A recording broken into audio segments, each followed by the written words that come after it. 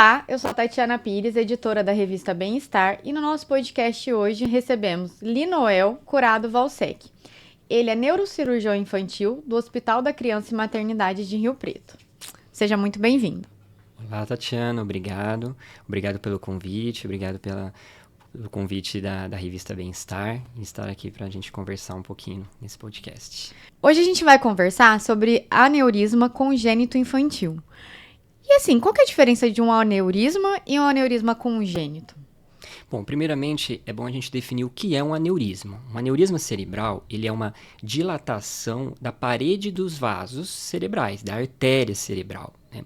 A diferença entre um aneurisma na população adulta e uma população infantil é que no aneurisma na população adulta ele tem alguns fatores de risco. Esse aneurisma ele aparece com o tempo devido a algumas comorbidades, como hipertensão arterial e o tabagismo.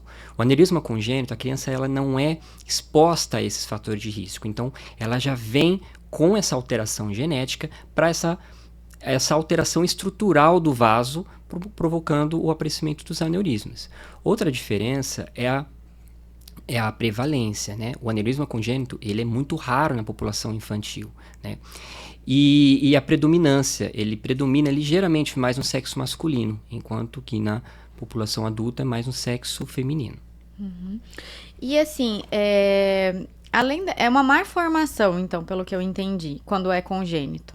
Na verdade, Tem uma diferença? Como é que é? Sim, nós temos uma diferença. Existem os aneurismas cerebrais, né? E temos as malformações arteriovenosas. São lesões diferentes, né? A malformação arteriovenosa, ela também é congênita.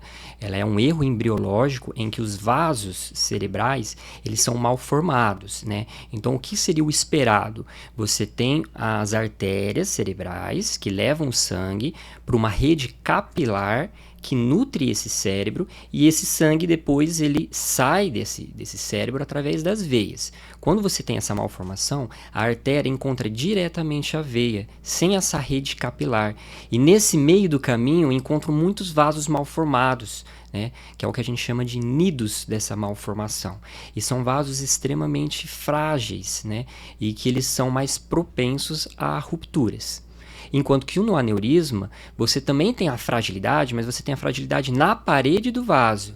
Tá? E aí, ele também é propenso a romper, porque ele é um vaso, a parede ela fica mais adelgaçada, ela fica mais frágil também, e isso pode ocorrer o rompimento. E, assim, a criança, né, no caso, ela pode ter uma má formação e isso não se tornar um aneurisma? Sim, porque são coisas diferentes. O que acontece é que, às vezes, a malformação vem associada com aneurismas também. Mas os aneurismas congênitos são independentes dessas malformações. São doenças diferentes. São doenças diferentes. E, assim, quais são os sinais que merecem atenção dos sintomas, né, numa criança? Ela dá algum sinal antes de ter essa ruptura?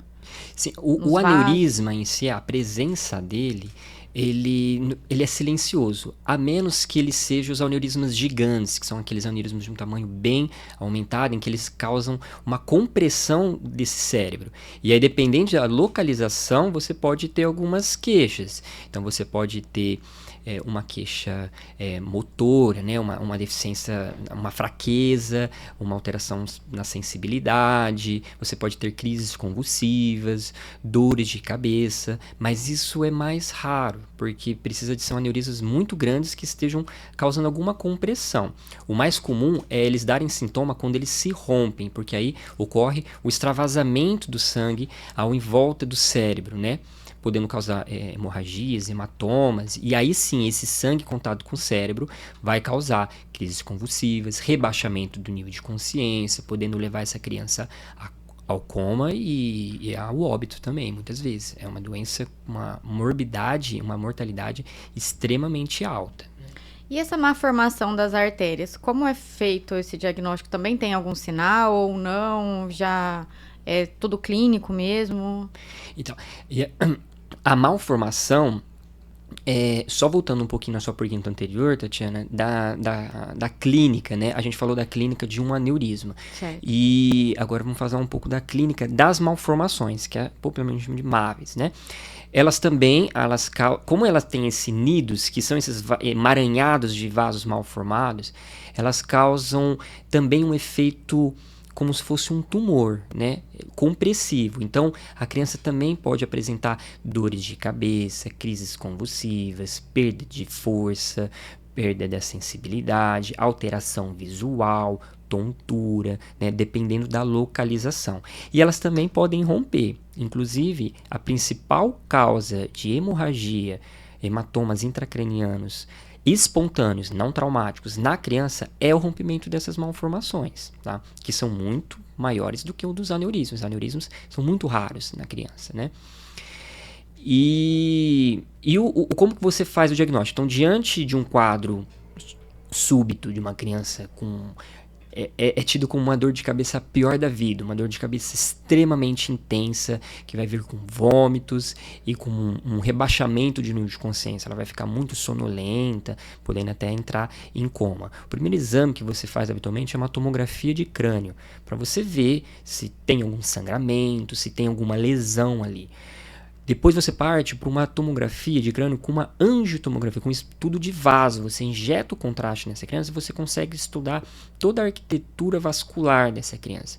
Mas o padrão ouro, aquele que é o melhor exame para você fazer o diagnóstico e até estudar o formato dessa malformação ou do aneurisma, como é que está sendo a nutrição, porque o que é a malformação? Ela tem uma nutrição, uma artéria que leva o sangue até esses vasos, e uma saída de drenagem, né? Então, para você poder estudar toda essa arquitetura dessa malformação, o exame padrão ouro é uma angiografia digital, que é como se fosse um cateterismo. Como se fosse, não, é um cateterismo, né? É feita uma punção de uma artéria, habitualmente a femoral, sobe o catéter, ele injeta o contraste e você consegue estudar com mais detalhes a parte arterial e venosa, os vasos cerebrais. Entendi. Então, o senhor já meio que começou já deu uma pincelada pra gente. É uma doença rara, esse aneurisma cerebral. A má formação das artérias, ela também é tão rara assim? Como que é essa prevalência? Ela é rara também, mas é menos, né? O aneurisma infantil, ele compreende em torno de 0,5% a 2% nas grandes séries aí mundial dos aneurismas, é na população pediátrica, né? Então você vê uma predominância muito grande na população adulta. Enquanto a MAV não. A MAV, o rompimento dela é a principal causa de hemorragia espontânea em criança. Então ela tem uma prevalência maior, sem dúvida. E quando tem esses sinais, assim, né? A criança está vomitando, com muita dor de cabeça, enfim, todos esses sintomas que o senhor disse, como que tem que ser esse socorro? Esse socorro imediato, ele tem que ser imediato? Por que tem que ser imediato? O socorro, ele tem que ser imediato nesses casos mais graves, né? Que é, como eu falei, é uma dor de cabeça muito intensa, que ela rapidamente progride para uma confusão mental, um rebaixamento de nível de consciência, vômitos que a gente fala em coercíveis, ou vômitos em jato, né? Por quê? Porque quando tem esse rompimento, não é que sangue fica sangrando continuamente. Ele sangra, ele forma um coágulo ali, só que aquele sangue ele é extremamente danoso para o cérebro. Então ele vai provocar um aumento da pressão intracraniana, ele muitas vezes provoca uma condição que a gente chama de hidrocefalia, que é o acúmulo de líquido dentro do cérebro. E essa hidrocefalia também provoca o aumento da pressão intracraniana. Então, e isso pode levar ao óbito a criança. Hoje, um rompimento de um aneurisma cerebral, ele pode causar uma mortalidade, chega até 50% no momento do rompimento. Então, veja o tanto que é a mortalidade. Tá? Isso a gente não está falando nem de morbidade, né? Que seria sequelas, tá? Que o risco é muito alto, né? E tudo isso vai depender do tamanho, da localização, né? Pra gente ver qual que vai ser o tamanho do estrago, vamos dizer assim. E o socorro imediato, ele pode minimizar esse estrago, né? Que pode, porque essas consequências do Sim, com certeza, porque, por exemplo, se você vê a criança fez uma hidrocefalia, você tem que corrigir prontamente essa hidrocefalia, pôr uma drenagem externa, que a gente fala, né, para tirar esse acúmulo de líquido, e isso faz com que alivie um pouco a pressão intracraniana. Às vezes você precisa de mais procedimentos, de cirurgias um pouco mais agressivas para você, nesse primeiro momento, com o intuito de aliviar a pressão intracraniana. Tá? Então são dois momentos, né? O momento da urgência, da emergência, você tem que tirar um risco iminente de óbito, você tem que aliviar a pressão intracraniana, seja através de uma drenagem, através de uma cirurgia que a gente chama de cranectomia descompressiva, que é para aliviar o inchaço que faz, né? O edema cerebral. E muitas vezes você pode, no caso dos aneurismas cerebrais, já tratar o aneurisma através de uma microcirurgia, né? Por exemplo, você clipar o aneurisma cerebral. Então, vamos comentar. Mas no primeiro momento é isso, você tirar da urgência. E aí você tem o segundo momento. Caso não foi possível você tratar esse aneurisma ou a malformação, já que estamos abordando os dois, naquele momento, por conta que está muito grave, tem muito sangue, isso às vezes deixa a condição para o tratamento muito precária. Então você tira da urgência e no segundo momento você planeja o seu tratamento definitivo. Porque se você não trata também, Tatiana, você pode ter um ressangramento, uma recidiva disso. E cada vez que sangra, o índice de mortalidade aumenta. Certo. E uma criança que sofreu aneurisma, ela foi operada, né? Ela passou por esses procedimentos, tanto imediato quanto, caso necessário, esse segundo momento de outras cirurgias. Ela pode voltar a ter novamente um aneurisma? Em tratando-se de aneurisma, nós temos algumas peculiaridades. Por exemplo, primeiro comentamos sobre o tratamento. O tratamento cirúrgico, ele tende a ser um pouco mais definitivo no sentido de que você clipa esse aneurisma, você exclui esse aneurisma da circulação, a chance desse aneurisma voltar ou o clipe sair é muito difícil isso. O que pode acontecer, ter outros aneurismas, né? A gente sabe que existem aneurismas múltiplos. Tá? Existem algumas síndromes genéticas em que ela predispõe a formações de aneurismas, né? Como a doença do rim policístico, um exemplo, né? Mas a gente tem outras modalidades, né, de tratamento que a gente vai comentar, tratamentos endovasculares, que eles também são definitivos, são tão eficazes quanto, mas em algumas situações pode acontecer que a gente fala de recanalizar, de ter um impacto essas molas que a gente fala, que coloca dentro do aneurisma, e acabar reformando um pedaço desse aneurisma, para a gente comentar um pouco sobre isso. As malformações, elas também podem, né, se elas não forem feito a excisão completa do aneurisma, elas também podem acabar reaparecendo. Então, respondendo a sua pergunta, sim, Tatiana, pode ocorrer de recidivar ou o próprio aneurisma, mas isso é mais difícil, ou até outros aneurismas. Aí podem surgir outros, né? Podem surgir outros. Passando pelo tratamento, a chance é menor. O surgimento de outras vezes não vai depender tanto do tratamento, aí vai depender da questão genética. Outros. Exatamente. Entendi. Exatamente. Mas aquele que foi tratado, o risco de ele voltar é muito difícil. Lógico que isso tem algumas variáveis, mas é muito difícil. Entendi. E quais são as sequelas mais recorrentes, né, para essa criança? Olha, são muitas, né? Como eu falei, tem um índice de mortalidade muito alta. Então, daquelas que sobrevivem a esse ponto, podem ter sequelas desde fala. Então, crianças que têm muita dificuldade para fala ou acabam não falando. O déficit motor, que é muito comum. Então, um lado do corpo paralisado, tá? Você pode ter problemas na deglutição, então comumente as crianças usam sonda para se alimentarem, porque acabam não deglutindo adequadamente. E você pode ter até casos muito catastróficos de uma criança ficar em estado vegetativo, de ter um despertar, ela não conseguir compactuar, seja da forma verbal ou não verbal, né? De não ter um entendimento. Às vezes ela até tem uma abertura ocular, mas ela não compactua com o meio, né? Isso seria talvez a sequela mais grave aí possível, né? Que seria um estado vegetativo persistente, né? Então, talvez esse seja a complicação mais grave aí. Tirando o óbito, obviamente. Sim. E quais são, assim, as chances de recuperação? Pelo visto, é algo bem grave, assim, né? As duas doenças. Sim, é muito grave. Isso é o bom de trabalhar com criança. A criança nos surpreende muito. Ela tem uma plasticidade muito interessante. Então, a criança se recupera mais rápido. Eu ia perguntar. Exatamente, isso a gente vê comumente. A criança se recupera muito, muito bem. Então, com um trabalho de reabilitação, a gente consegue ótimos resultados, de melhora da força, crianças que voltam a falar, que voltam a comer por boca, que podem ter uma vida normal, o mais próximo disso, inclusive, com as variáveis, obviamente, né? Às vezes pode ter alguma limitação, mas crianças que têm uma recuperação assim realmente surpreendente. Então isso é uma diferença também muito, muito grande entre a população pediátrica e adulta. A recuperação na população pediátrica é algo realmente notável. Certo. E aí tem esse primeiro atendimento mais de urgência, emergência. Tem um segundo momento que vai ter outros tratamentos que vocês vão implantar aí na criança.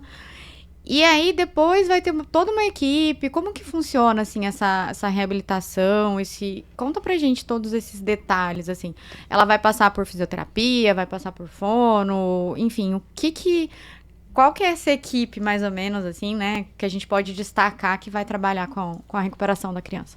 O tratamento, ele é multimodal, multidisciplinar, né, como você falou. Então, no primeiro momento, é a emergência, a gente tirar a criança de um risco iminente de óbito, né? Então, você vai fazer para os primeiros procedimentos, a drenagem, a craniotomia descompressiva, eventualmente pode partir para uma clipagem, né, no aneurisma, no caso, né? E aí, no segundo momento, você vai fazer o tratamento definitivo. O tratamento definitivo da malformação, tanto quanto da formação quanto do aneurismo, ele pode ser microcirúrgico, através de uma cirurgia, né, intracraniana, um tratamento endovascular, que é aquilo que eu comentei, que ele, além de diagnóstico, ele também é terapêutico. Então, você, através do uso é como se fossem molas, são os coios, você entope esse aneurisma, essa malformação, para que coagule, né, forme um trombo e você exclua essa malformação, esse aneurisma da circulação habitual. Então são os cóis, ou existem colas, então são tratamentos muito específicos, mas que é endovascular, que você não precisa fazer uma cirurgia intracraniana, cortar, né? Então você faz tudo pelo cateterismo, né? Existem até alguns casos, né, no caso das MAVs, também de radiocirurgia, também é uma outra modalidade, mais rara, né, em casos bem selecionados, mas é possível também.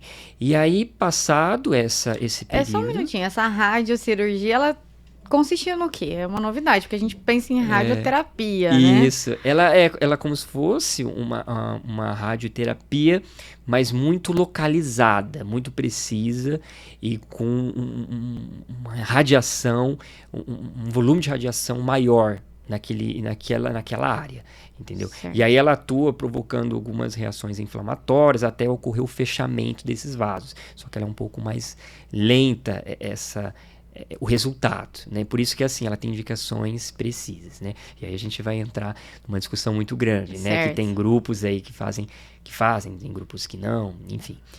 E aí, partindo depois para a reabilitação, você tem toda uma equipe de fisioterapia, seja respiratória e motora. Fisioterapia respiratória é imprescindível, porque essas crianças, muitas vezes, elas vão estar entubadas, não tem mobilidade junto à secreção, elas vão ter complicações infecciosas, né, pneumonias, né, então você precisa dessa reabilitação pulmonar, além da física também. A fono, né, que você precisa também reabilitar a deglutição, a fala, né, a terapia ocupacional, né, é imprescindível também nessa reabilitação, né, com o uso de órteses, com as bandagens, né, com treinamento. E aí vai depois fazer o acompanhamento. Essa criança vai fazer um segmento aí longo, é um follow-up aí de muitos anos, né? Refazendo exames, fazendo a reabilitação e corrigindo as intercorrências. Como eu falei, você, né, tem algumas intercorrências. Por exemplo, uma delas é a hidrocefalia, que ela pode desenvolver tardiamente e às vezes necessitar de outras cirurgias, entendeu? Então essa criança ainda vai passar por toda essa rede, né? E é o que hoje a gente tem no Hospital da Criança e Maternidade, toda essa rede disponível, né? Então a gente oferece o tratamento cirúrgico, hoje com os equipamentos de ponta, né? Temos uma equipe de fazer a hemodinâmica, né? Os intervencionistas que fazem esse tipo de tratamento dessas malformações mais complexas, né? Dos tratamentos dos aneurismas também cerebrais. Recentemente a gente teve no Hospital da Criança, uma criança com aneurisma gigante, né, que é extremamente raro, foi feito o tratamento endovascular, né, a criança passou por toda essa etapa, né, de cirurgia, tudo, da emergência, depois para o tratamento endovascular, e hoje ela tá se recuperando. Então, você tem uma UTI muito bem ocupada para dar esse suporte, e você tem toda a equipe de reabilitação, com físio, com fono, com TO, a equipe da enfermagem, todos com um cuidado bem específico, né? Então, hoje a gente conta com todas as modalidades aí terapêuticas. Que bom, né? A gente tem isso aqui em Rio Preto. Sim, sim. Bacana. E existe remédio? Porque a gente está falando de tratamento ali no hospital, de reabilitação. Existe alguma coisa para atenuar, minimizar esses sintomas, ou vai acontecendo e vai... Os sintomas, sim, Tatiana, sim, mas a medicação, ela é mais um suporte, ela não vai estar implicada no tratamento. Então você vai tratar, por exemplo, uma crise convulsiva, então você vai usar os anticonvulsivantes, né? Você vai sintomáticos, eventualmente, que essa criança vai ter, né?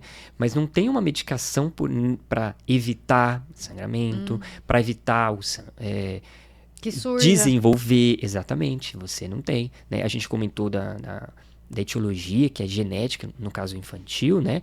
Então você não tem como minimizar isso, dar uma medicação para evitar, porque ela vai nascer já com essa fase. Existem alguns aneurismas, isso a gente não pontuou lá antes, que eles surgem após um trauma. Isso é até mais comum na infância, né?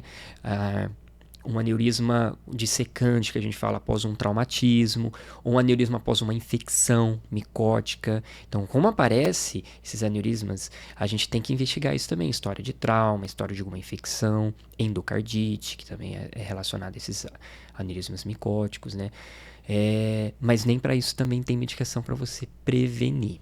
Então, infelizmente, isso não é uma doença que a gente consegue prevenir. Na criança. No adulto, a gente tem dos fatores de risco, né? Hipertensão e tabagismo. Vamos destacar até, né, para quem está nos ouvindo, o que é possível fazer no adulto para prevenir, além do tabagismo, hipertensão arterial. Hipertensão arterial. Eu acho que é o básico que muitas vezes não é feita, né? A gente tá falando da revista aí do bem-estar, né? Então é qualidade de vida. Então é uma alimentação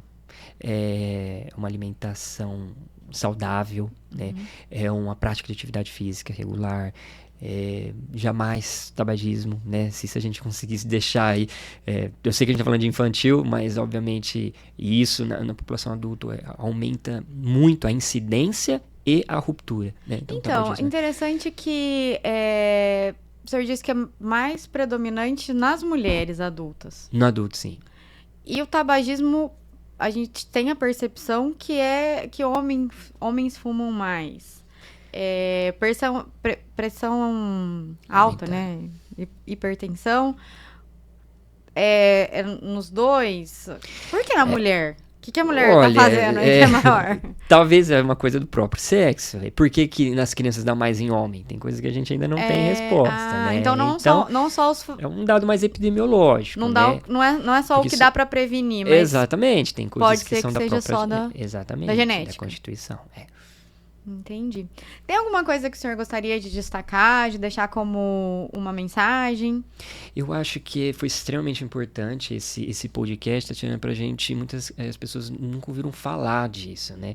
Que crianças também têm essas doenças vasculares, porque são raras, mas elas existem. Eventualmente a gente vai encontrar, né? Então acho que o primeiro passo é isso, a gente ter o conhecimento, né? E até a distinção, embora um pouco específico, mas entre malformações, porque as malformações elas dão um pouco mais de sintomas antes de romper, né? Como a gente comentou, as dores de cabeça, né? Umas dores de cabeça que não melhoram, com sinais. Lógico que não é tudo dor de cabeça, né? A gente tem que tomar cuidado, né, com os ouvintes. Toda dor de cabeça eu vou fazer uma tomografia. Na criança a gente toma muito cuidado de fazer tomografia, a gente não sai irradiando tudo, porque é uma irradiação no cérebro que está se desenvolvendo. Então a gente faz tomografia com crianças que têm dor de cabeça quando tem algum sinal de alarme, tá? Então jamais é uma toda dor de cabeça que deve fazer. Então crises convulsivas. Então ficar atento, primeiro, na existência dessas patologias, né, na distinção dela, dos aneurismas e das malformações arteriovenosas, e dos sintomas, né, são dores de cabeça fortes, que não melhoram, vômito, às vezes vai perdendo a força, alterando a sensibilidade, o equilíbrio, né, muita tontura e crises convulsivas. Então, acho que fica de mensagem o conhecimento, né, dessas patologias e reconhecer alguns sinais de alarme nas dores de cabeça, aquelas que, merecem uma avaliação. Certo. Agradeço muito os esclarecimentos, né, a participação do senhor aqui com a gente hoje. E quero agradecer quem está nos ouvindo até agora. Meu muito obrigada e até o próximo.